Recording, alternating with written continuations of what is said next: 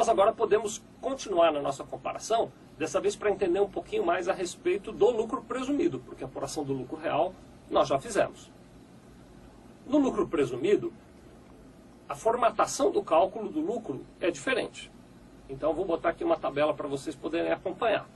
Essa tabela indica o seguinte, que ao invés de eu fazer receita menos despesas dedutíveis e encontrar o meu lucro real, eu jogo essa fórmula fora e no lucro presumido eu pego o total das minhas receitas, conforme o tipo de receita, e aplico um determinado percentual sobre essas receitas, que é um percentual de presunção de lucro. Por isso que o nome é lucro presumido.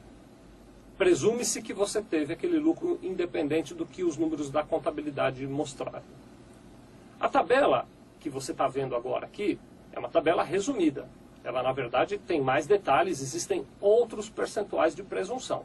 Esses dois que nós estamos usando aqui para o nosso exemplo são os dois mais comuns, que são o percentual existente no caso de venda de produtos, que corresponde a 8% da receita de venda, sem o IPI, então é só o valor das mercadorias, e o percentual correspondente à receita de prestação de serviços em geral, que corresponde a 32% do valor da receita de prestação de serviços. Existem determinados serviços que têm percentual diferenciado e também existem determinados produtos que têm percentual diferenciado, mas esses dois são os mais comuns. Você não precisa se preocupar, porque como contadores, nós sempre que te apresentarmos um estudo falando sobre tributação, nós vamos considerar essa variação, mas esses dois são os principais números. Então, eu vou pegar, a partir da minha opção pelo lucro presumido, eu vou pegar o montante de receitas que eu tive e aplico esses percentuais. Antes de nós avançarmos, eu quero conversar um pouquinho com você aqui, para você já ir começando a construir o teu raciocínio de comparação entre um sistema e outro. Primeiro, eu quero ressaltar que, independente de você optar pelo lucro presumido ou pelo lucro real, a sua empresa está obrigada a manter a escrituração contábil e está obrigada a fazer a apuração de balanços. Então, o fato de você optar pelo lucro presumido, por exemplo, não torna a sua contabilidade mais simples, porque independente de apurar o lucro usando esse percentual, eu preciso fazer a escrituração contábil e demonstrar o lucro contábil, por uma exigência legal, não tributária. Outro comentário que eu quero fazer com você agora é o seguinte aqui. Na medida em que a Receita Federal determina que as atividades de prestação de serviço terão um lucro de 32%, é fácil você deduzir que se o seu lucro de verdade, estou usando o nome de verdade para não chamar de lucro real, mas se o seu lucro verdadeiro, se a sua margem de lucro é maior do que 32%, o lucro presumido é um bom negócio. Digamos que no seu negócio, na prestação de serviço, você tem uma margem de 45% de lucro. Se você tem essa margem, é melhor optar pelo lucro presumido, porque você só pagará sobre 32% e não sobre aqueles 45%. Da mesma maneira, você pode raciocinar para as receitas de venda de produtos.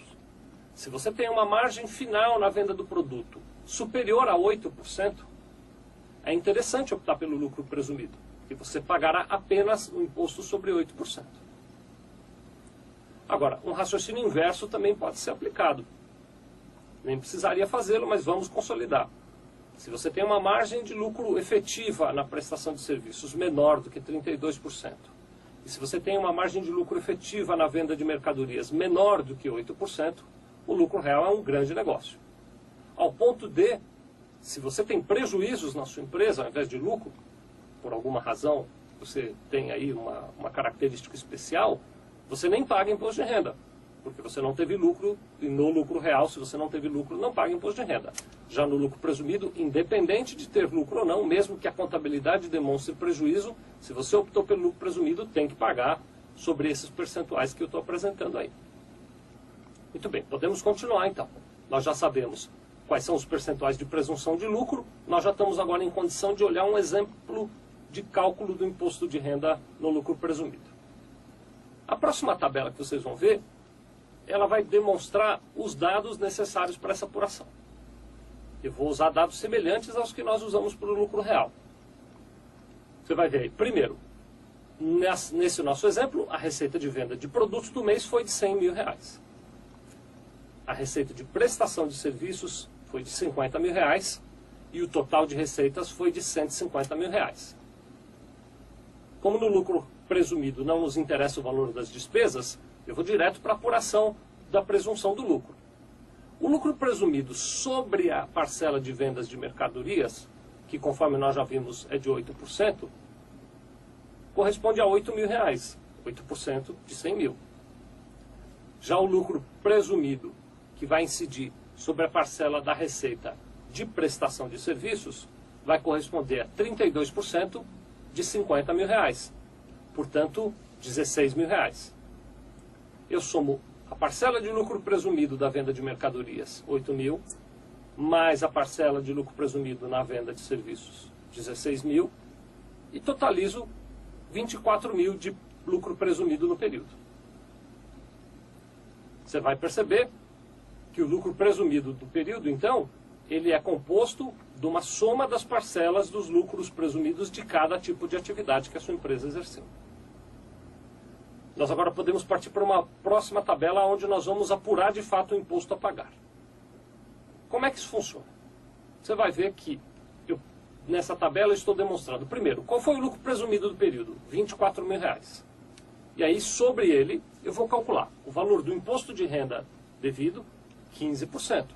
Quando eu calculo 15% de 24 mil, eu encontro um imposto de R$ 3.600. Resta lembrar também que há um adicional de 10% sobre a parcela do lucro que exceder a R$20 mil. Como eu tive R$24 mil de lucro, eu tenho R$4 mil de excesso, sobre os quais eu pago 10% de adicional, ou seja, R$400. Somando R$ 3.600 de imposto de renda devido, mais R$ 400 de adicional do imposto de renda, eu encontro o meu imposto de renda a recolher no valor de R$4 mil. É claro, você já notou, nós montamos esse exemplo de uma maneira tal que o imposto devido no lucro real e no lucro presumido fosse igualzinho. Primeiro, quero lhe dizer que não é igual. Nós fizemos igual aqui para não induzi-lo a nenhuma conclusão. Eu não quis demonstrar a você um menor e outro maior. Por que isso? Porque essa análise é uma análise muito peculiar, individual de cada empresa. O impacto do lucro real na sua empresa e o impacto do lucro presumido na sua empresa não é igual ao impacto do lucro real e do lucro presumido na empresa de um colega seu, mesmo que essa empresa tenha a mesma atividade, esteja no mesmo local e até tenha receitas e volumes de vendas e prestação de serviços parecidos. Neste caso, cada um tem a sua análise para fazer. E a verdade que serve para um não pode servir para outro. Eu recomendo a você agora que reflita sobre tudo isso que nós conversamos. O seu contador vai apresentar para você um estudo periódico para você poder comparar um e outro. E quero lembrá-lo também de que nós aqui estamos analisando a questão do imposto de renda à pessoa jurídica, mas o lucro real também influencia na apuração do PIS, do COFINS e da contribuição social. Você vai encontrar na nossa videoteca outros vídeos que vão demonstrar a você qual é o impacto que ele traz também nessas outras coisas. Portanto, a análise não deve levar só em conta o impacto do lucro real ou do lucro presumido no imposto de renda, mas sim o impacto nesses 4 tributos, lucro presumido e lucro real, para fins de imposto de renda, contribuição social, PIS e COFINS. Muito obrigado.